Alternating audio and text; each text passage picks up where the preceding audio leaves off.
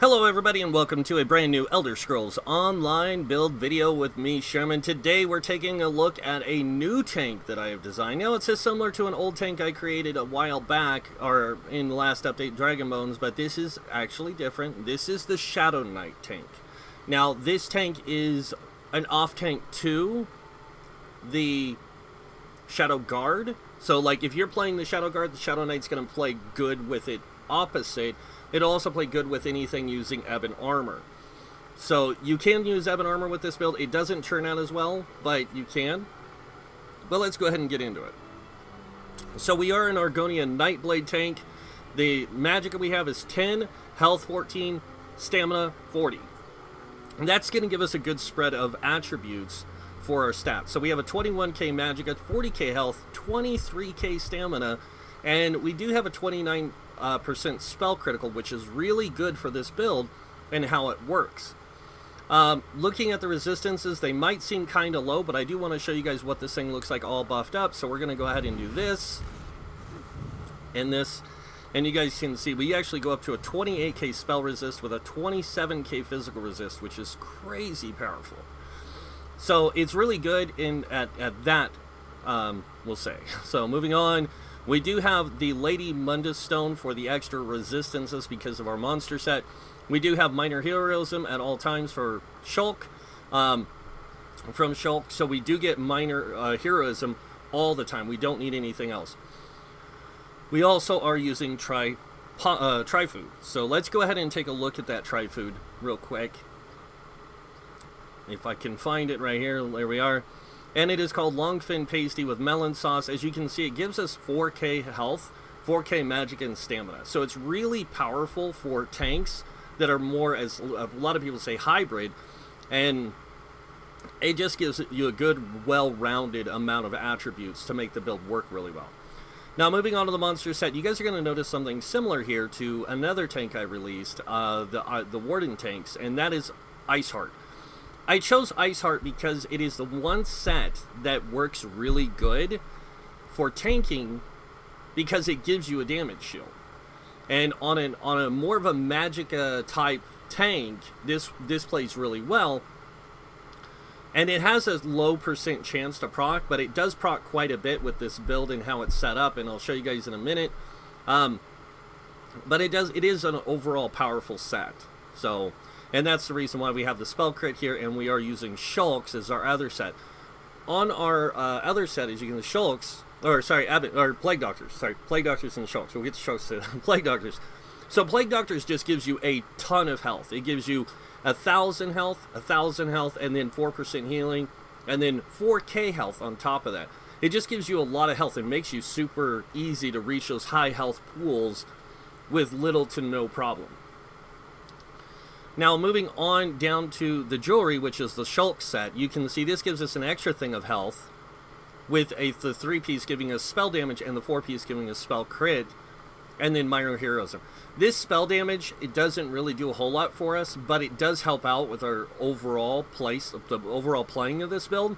But it's that spell crit that we really need to get that Iceheart to proc. So that's kind of the reason why we're using this combination. On the traits and the enchantments, we are using tri-stats on all the big pieces, including the shield. But if you look here, we are using infused helm, infused legs. This gives us a much higher pool for our resources. And then we're using reinforced along with sturdy on the shield. The smaller pieces are sturdy as well with healthy enchants. And on the rings, we're using 2 tri-runes with shield play enchants, with the necklace being infused with a potion cooldown. This takes the potion cooldown to 37 seconds and is great on this particular setup. Moving to the shield, we are, like I said, sturdy with a tri-stat, and then the sword is Crusher infused, and the staff is an Ice Staff infused. Now, Ice Staff is really amazing anyways, but this just makes it a lot easier for you, and I'll get to the rest of it here in a second. But let's go ahead and jump into the skills. Looking at the passives first, make sure you get all your class passives, Assassin, Shadow, Siphoning, just get them all. When going into the weapons, sword and shield, get all the passives, And then on Destruction Staff, again, all the passives. Yes, you even want Tri-Focus for this, even though it's going to make Frost Staff cost Magicka. Moving on to the armor. Make sure you get the 3 top ones to light armor, medium armor. You want the top 2 and the bottom one, especially the bottom one. And heavy armor, you want to get all of these. You can be a vampire with this build. I originally tested this build with a vampire, but then I removed it when I remade the build for this release, and it's a lot better this way, actually. Vampire is good, but you don't really need it with this build. You'll never, or should never, drop below 50% health. Moving on to the guild skills, we are using one thing from the Fighters Guild, the Silver Leash, and we are using Banish the Wicked here. And Banish the Wicked, if you get a kill, is going to give you 9 ultimate. Moving on to the Mages Guild, we just have Persuasive Will. If you want, you can use Spell Symmetry from this as a way to trade Magicka or health for Magicka, but it's not needed with one of the new things we're going to be showing off, which is the Psijic Order skill line. You do want to get the 2 passives here, Concentrated Barrier and Deliberation. Concentrated Barrier is super OP, okay? I hate to say it, but it is. As long as you have a Psijic Order ability slotted, you get a damage shield that absorbs 5,800 damage because of our CP into Bastion, and it's just OP. Deliberation is another OP ability because it gives you major protection, reducing incoming damage by 30%. Moving on to the Undaunted line, we do have Inner Rage unlocked. You will not need it at all, because you are using an Ice Staff and it can taunt. Moving on to the passives, you do want to make sure you get both these passives. They are very important. Moving on to the Alliance, no passives, and Racials, all racial passives here, especially for this build. Argonian is the best for this particular setup. And I say best, the Breton's good too, and so is the High Elf and the Dark Elf, but I like the Argonian mainly because of the resource return it gets from potions. I mean, it's just crazy. I don't play one personally as this build, but I might play this build now because I actually played it and I actually like it a lot. Argonian resistance, 9% max health. This also gives you 3% max Magicka, and you get Quick to Mend, which increases healing done and healing received. On a Magicka, more Magicka based, like this setup here for the Argonian is just crazy. On to the Alchemy, you want to get medicinal use and then provisioning, Gourmand, and Connoisseur. I do have all the other crafts, some of the crafts unlocked because of upgrading gear here. So that is that. We're going to go over the skills on the bar, starting with the main skill, which is Pierce Armor. Now this ability does a little bit of physical damage. It does do your main taunt, and it also does Major Fracture, Major Breach, which is awesome. 5,280 for 12 seconds on your enemies, and it does apply both. So it's kind of a nice trade-off. Moving on to the sword and the next sword ability is Deep Slash. We don't need Heroic Slash because we have the minor heroism from our armor, so we can actually use Deep Slash, which will allow us to apply minor maim to 3 targets. So this is a lot better for, like I said, when you're playing with somebody using minor heroism, have somebody use Deep Slash. This way you get that trade-off of minor maim being applied to more targets. The next ability we have on our bar is Swallow Soul. Now, the reason we have Swallow Soul here isn't just because of the damage and heal. It's because it grants us minor vitality, increasing our healing received by 8%. It's the next ability is why it's here. And that is Dark Cloak. Dark Cloak is a super powerful ability. As you can see, this heals us for 32% of our max health over 3.5 seconds, and it grants us minor protection, reducing incoming damage by 8%. But when you combine all these two and then you go into your Deep Thoughts, the heal from this goes up to almost 3k or 4k in criticals. Actually, it's close to 4k in crit. And this will just keep you can just stand there and meditate and keep the damage off you because you have so many heals going on. But you can only have it activated for 3 seconds at most because of the way Dark Cloak works. With Dark Cloak, you do get 8% damage reduction with this activated because it is an instant cast meditate, and I'll show you what it looks like. It makes you float off the ground, and it just gives you that. See, 4,104. That's just crazy heals. So when you have that active, you also get the passive from the skill line, the Deliberation, which gives you 30% damage reduction. And that's why I said for 30 seconds. This gives you 8% damage reduction. This gives you 30. So together, you get a 38%. And with our CP setup, you actually go to a 50% damage reduction. It is that powerful. So it's just crazy. Moving on to the Undaunted. Like I said, we do have Inner Rage here that we can... I'll show you where you can swap it on. I don't know why I even said that, but... we can swap it out for one of the abilities on the back bar if you want to. You don't really need it. We do have Aggressive Warhorn on the front bar. This is going to give your allies max magicka, max stamina, and max health by 10% for 30 seconds. It's also, when activated, grants your group major force, increasing critical damage by 15%. Moving on to the back bar. On the back bar, we do have Inner Rage, but you don't really want to use it because you are using an Ice Staff. Another ability that you can put here, just so you know, is the Fighter's Guild ability, Circle of Protection. And that is because you want to use the Ring of Preservation. This is going to give you and your group allies a... I was using this on before, but this is going to give your allies the ability to dodge roll at a reduced cost of 20%, including you. So this is going to save you resources. It's also going to grant you and your group members minor protection and minor endurance, reducing damage taken, increasing stamina recovery. So for stamina DPS, this is a great ability to have. It does cost a lot of stamina. That's why we have the back bar with the Ice Staff. On the back bar, we also have Silver Leash. This will pull enemies to you. It does cost stamina. But it gives you reduced movement speed of 40. The enemy reduced movement speed by 40%.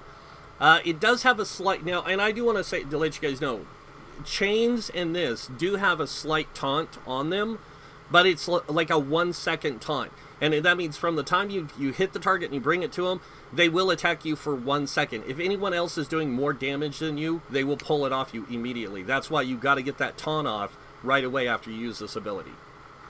So usually what I do is I hit them with this, and then I hit them with the taunt from the front bar, and then switch back to the back bar for Blockade of Frost.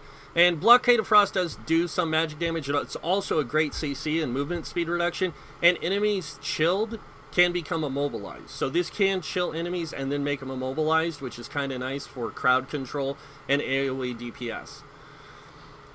The other nice thing is it can keep up Crusher on the front bar. So... moving on to the next ability, we have Mirage. Now, Mirage is really great. It gives you major evasion, which it gives you a 15% dodge chance to where you don't have to dodge roll. And it will happen quite a bit. The next thing it gives you is physical and spell resistance by 1320 for 26 seconds. So this is actually really good. The next ability we have on our bar is Leeching Strikes. Now, you can go with the Magicka Morph, which would be actually better with this build because you do have a lot more Magicka-based abilities. But because we have such a massive stamina cost ability here, we really want that stamina coming in quite a bit. So, and you only need to keep this up every 20 seconds. You don't really need it, but it's good for your group, because you get minor protection anyways from your Dark Cloak. But this does give you minor protection at a better rate. So, but this gives you stamina back after 20 seconds. The next ability we have is Bolstering Darkness. Now, a lot of people are going to wonder why I'm using this ability. Look what it does. 1, it reduces the movement speed of enemies moving through it by 70%. That's like snail pace. So it's a great CC, but it also grants your allies major protection, reducing incoming damage by 20 or 30%. This is a great ability for in those moments where you know you need that damage mitigation more than the Warhorn. So you can use this ability. The other thing is it's also a synergy, which will stealth the person and give them health back and increase their movement speed. So it's a really nice synergy. And a lot of these things that you're using on this build, you know, you're noticing you don't have a lot of synergies except for this and That's it. So you have one synergy, which is still good. Now, the one thing that you can also do on the back bar here, if you want to, you can go into the Undaunted line, and you can grab Energy Orb or Mystic Orb. Either one, so you can give resources to your allies. But again, that costs a lot of Magicas, and that's when I would suggest using the Leeching Strikes, but the Magica version. I forget the name of it. So, but you have that option of doing that. It can be a really good supportive build. Now, let's go over the CP.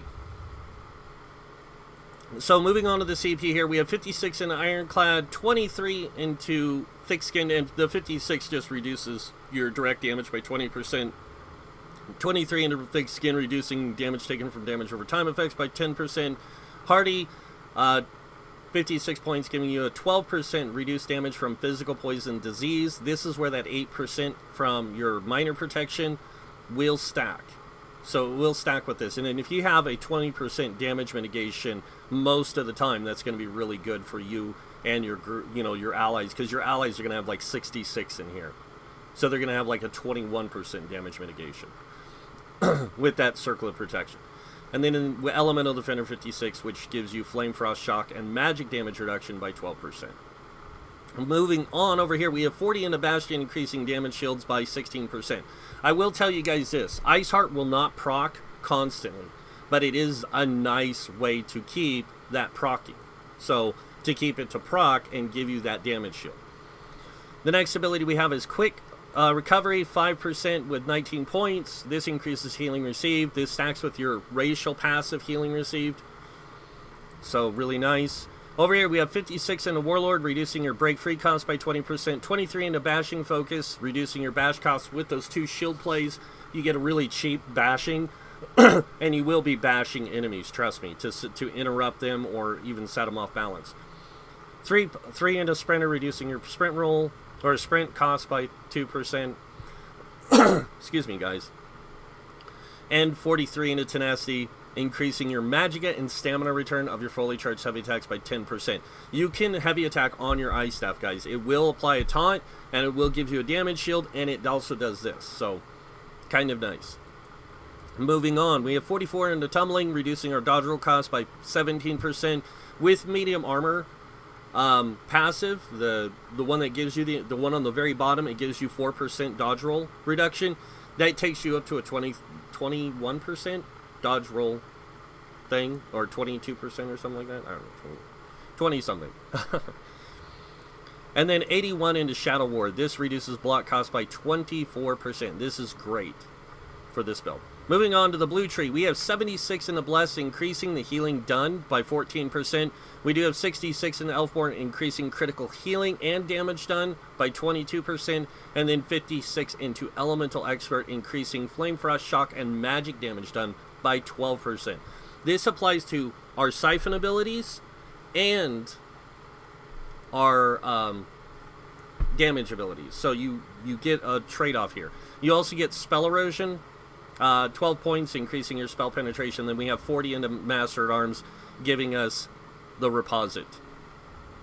Alright, so just going back in here too, a lot of people are going to wonder, why aren't you using Refreshing Path? It's a really good ability. It is a really good ability. It's a small heal and a small amount of damage, and you can put it on your bar if you want, but I would suggest replacing this with it if you want to. But that's still, like you said, anytime that you use a lot of Magicka, you're going to want to change this over to the Magicka morph because of it. So, but let's go back and grab that Fighter's Guild. I'm sorry I didn't have this 100%. I thought I did unlock the Ring of Preservation on this build. I guess I was wrong. Now what I'm going to do is I'm going to show you guys how this build works in action. We're going to go to Maw. It is on normal. But this way you guys can see I'm going to get attacked by 7 enemies at one time, and you guys can see how well this build can work at mitigating damage and how well it stays alive by itself in this kind of situation.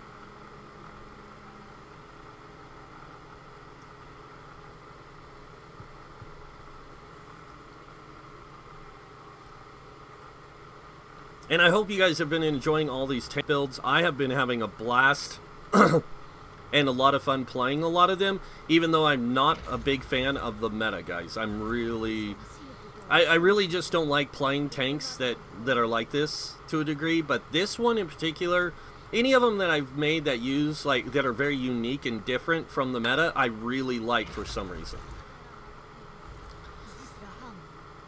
So first thing you're going to want to do is make sure you have this up and running.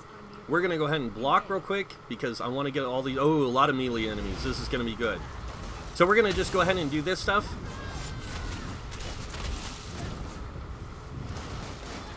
And I just want you guys to see, like, you guys can see I'm having some resource issues. But because of all the healing I have, I can just sit here and do this.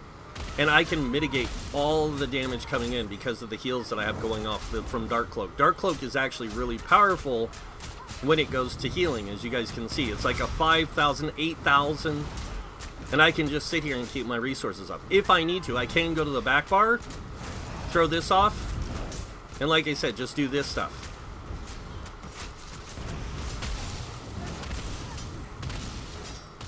And if I'm having resource issues, I just do this. And look how much that Deep Thoughts is healing me for. 2,425. And I can just stay like this. These guys are not going to kill me.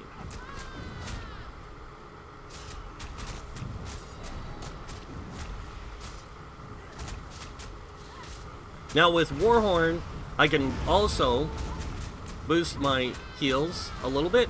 As you can see here, my Swallow Soul is hitting for 2,349. And if it does crit, it does work really good, so.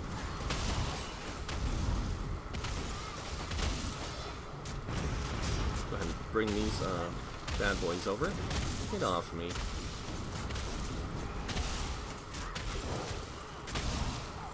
Some Magicka back.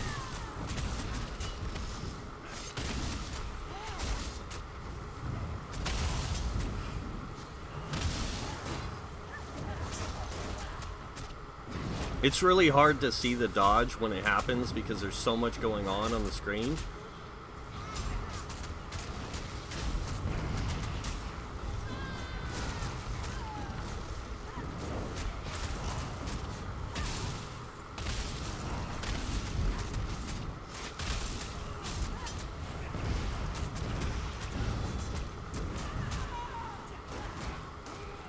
And that's the other thing that's nice about that shield is when you put it up, it does mitigate some of that damage incoming, and it helps you heal as well. The nice thing also is you can use Swallow Soul and this while you're still blocking. And as you can see, I'm barely using any resources, guys. Going back to the Warhorn. And I love the resource pools we have with Warhorn. Pop a potion.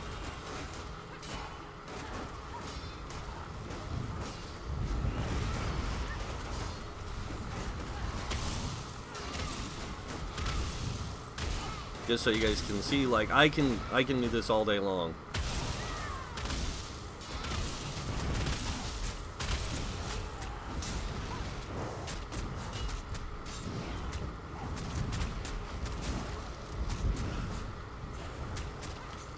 Oops, wrong button.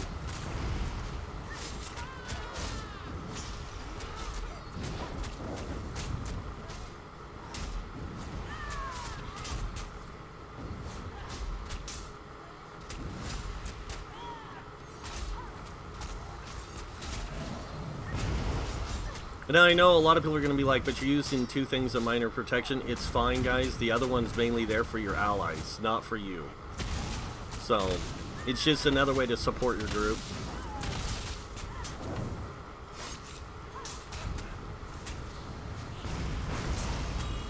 And I do want to show you guys this. Watch what happens when I hit with my heavy attack from the staff, if I can get it to be seen. Should be showing on the side there. I should be getting like 3k stamina or Magicka back from my heavy attacks. It's crazy, almost 4k. But it's not showing it.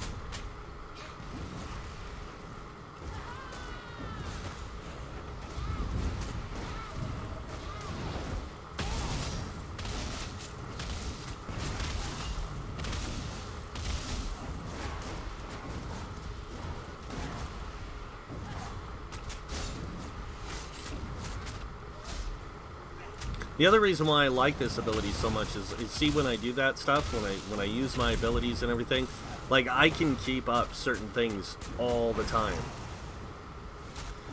And it just works out really well. Like, even the Leeching Strikes attack is healing me for 2,000.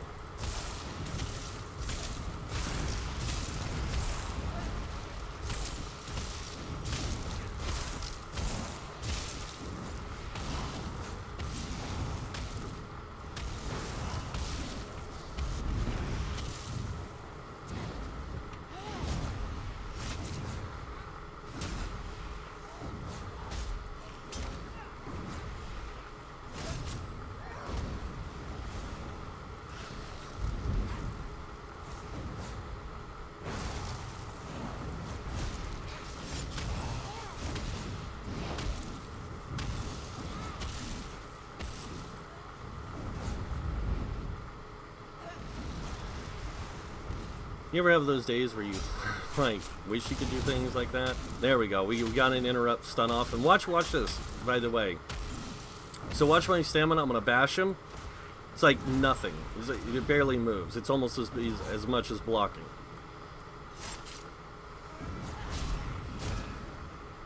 And there we go. That's how well that build will survive against that. Now, these guys are a different story because we are using a lot of magic abilities. This tank is made for the two smaller guys, while your stamina tank is going to want to take out that one. So, but that is the Shadow Knight, guys. I hope you guys like it. I do love this build. I think it's one of my second probably favorite builds to play, because I just love how it works and the utility to it and everything else. It's a lot of fun.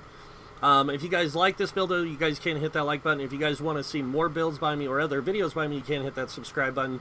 I do have a couple more tank builds coming out over the weekend.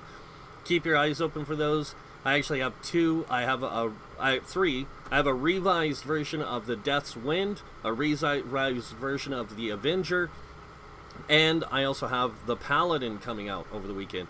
I do not need to revise Meridius Guardian. That one's already perfect as is. So, but that's pretty much it for this build video, guys. Hope you guys liked it. Until next time, have a wonderful day, and this guy might see you in game. Bye.